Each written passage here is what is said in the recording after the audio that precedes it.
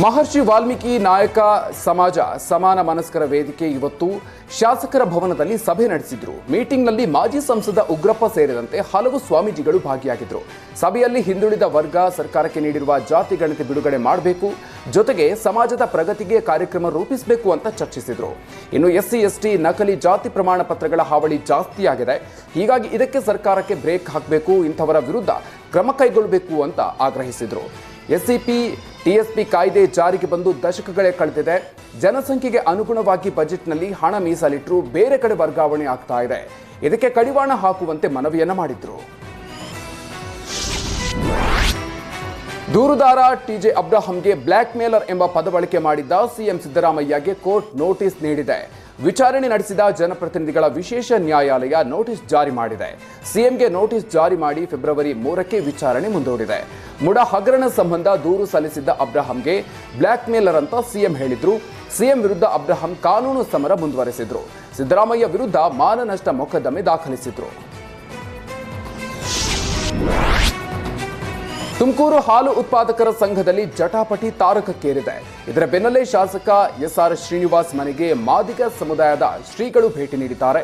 ಇನ್ನು ತುಮಕೂರಿನ ವಿದ್ಯಾನಗರದಲ್ಲಿರುವ ಶ್ರೀನಿವಾಸ್ ಮನೆಗೆ ಆದಿ ಜಾಂಬವ ಮಹಾಸಂಸ್ಥಾನ ಮಠದ ಶ್ರೀ ಷಡಕ್ಷರಿ ಮುನಿದೇಶಿ ಕೇಂದ್ರ ಸ್ವಾಮಿ ಭೇಟಿ ನೀಡಿದ್ರು. 30 ನಿಮಿಷಗಳ ಕಾಲ ಶ್ರೀಗಳು ಹಾಗೂ ಶಾಸಕರ ನಡುವೆ ಮಾತುಕತೆ ನಡೆಯಿತು. ಶಾಸಕ ಎಸ್ಆರ್ ಶ್ರೀನಿವಾಸ್ ತುಮುಲ್ ಚುನಾವಣೆ ಬಳಿಕ ಎಡಗೈ ಸಮುದಾಯವನ್ನು ಕಡೆಗಣಿಸಿದ ಆರೋಪ ಮಾಡಿದ್ರು.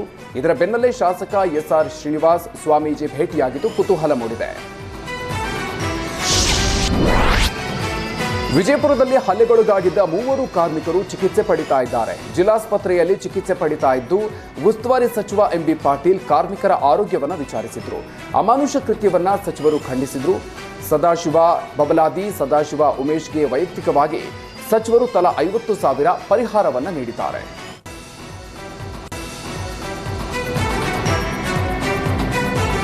ಸಂಡೂರು ಸೋಲಿಗೆ ಶ್ರೀರಾಮುಲು ಕಾರಣ ಎಂದು ರೆಡ್ಡಿ ದೂರು ನೀಡಿದ್ರು. ಇದಕ್ಕೆ ಪ್ರತಿಯಾಗಿ ಶ್ರೀರಾಮುಲು ಜನಾರ್ದನ್ ರೆಡ್ಡಿ ವಿರುದ್ಧ ದೂರು ನೀಡೋದಕ್ಕೆ ಮುಂದಾಗಿದ್ದಾರೆ.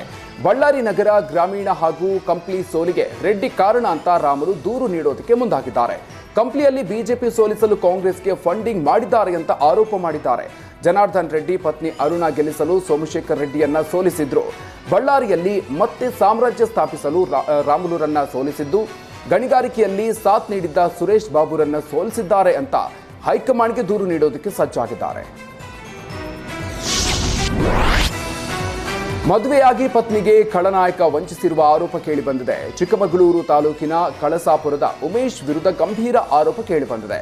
ಹುಬ್ಬಳ್ಳಿಯಲ್ಲಿ ಗಬ್ಬೂರು ಈಶ್ವರ ದೇವಸ್ಥಾನದಲ್ಲಿ ಮದುವೆಯಾಗಿ ಕೈಕೊಟ್ಟು ಉಮೇಶ್ ಹೋಗಿದ್ರಂತೆ.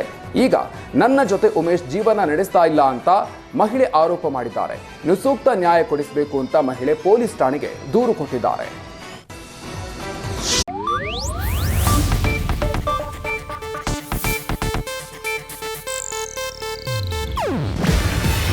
ಇದು ಏಷ್ಯಾನೆಟ್ ನ್ಯೂಸ್ ನೆಟ್ವರ್ಕ್ ಪ್ರಸ್ತುತಿ.